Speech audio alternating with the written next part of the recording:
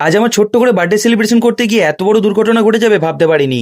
তো hello guys, আমি ভ্লগি জাহির আর আমার ভ্লগে তোমাদেরকে স্বাগত। দুদিন আগে ছিল আমার বার্থডে, তাই ছোট ছোট ভাইদের রিকোয়েস্টে একটা ছোট্ট কেক আর ভাইয়ের R15টা নিয়ে চলে এসেছিলাম একটা জায়গায় সেলিব্রেশন করতে। আর হ্যাঁ, একটা কথা বলতে তো ভুলেই গেলাম, তোমরা যারা আমাকে উইশ করেছো তাদের সবাইকে আমার দিল থেকে ধন্যবাদ। দোয়া করবে যেন তোমাদের মাঝে এইভাবে আরো কয়েকটা বছর কাটিয়ে যেতে পারি। এখানে এসে দেখি সমস্ত ভাইরা এসে হাজির হয়ে গিয়েছে, তাই দেরি না করে আমিও রেডি হয়ে গেলাম কেক কাটার জন্য। কিন্তু আসল সমস্যাটা হলো এখানে কেউ আর স্পার্ক ক্যান্ডেলটা জ্বালিয়ে উদ্ধার করতে পারছিল না। কিন্তু শেষমেশ সৈবুদ্দিন তার বিড়ি ধরানোর স্টাইলে স্পার্ক ক্যান্ডেল জ্বালিয়ে আমাদেরকে ভয় দেখিয়ে দিল। আর আমিও আমার টিপু সুলতানের তরবারি বার করে কেকের উপর দিলাম বসিয়ে। বাট ওরা দুদিক থেকে এত সোনো স্প্রে মারছিল যে চোখে কিছুই দেখতে পাচ্ছিলাম না। যাই হোক, সোনো স্প্রে মারা শেষ হতে ওদের সবাইকে একটু একটু করে কেক খাইয়ে দিচ্ছিলাম, আর ওরা সবাই একে একে আমাকে কেক খাওয়াচ্ছিল, যেটা আমার কত ভালো লেগেছিল তোমাদের বলে বোঝাতে পারবো না। কিন্তু ঠিক তখনই শুরু হয়ে যায় কেক নিয়ে ছোড়াছুড়ি। সবাই তখন কেক মাখার ভয়ে দৌড়াদৌড়ি করতে ব্যস্ত। বদমাসগুলো আমাকে কেক মাখিয়ে সেলিব্রেশন করার শখ মিটিয়ে দিল। বিশেষ করে খাবার জিনিস নিয়ে এরকম করাটা আমার একদম পছন্দ হয়নি। অবশেষে সেলিব্রেশন করার পর সবার সাথে ফটো তুলে বাড়ি এসে মুখ হাত ধুয়ে দেখি কেক মাখামাখির সময় নখের আঁচড়ে মুখের দু জায়গায় কেটে রক্ত বের হচ্ছে। কিন্তু আমার কাছে সেলিব্রেশনে এমনটা হওয়া স্বাভাবিক। তো চলো বন্ধু, আজকের ব্লগটি এখানেই শেষ করছি। দেখা হচ্ছে অন্য একটি ব্লগে।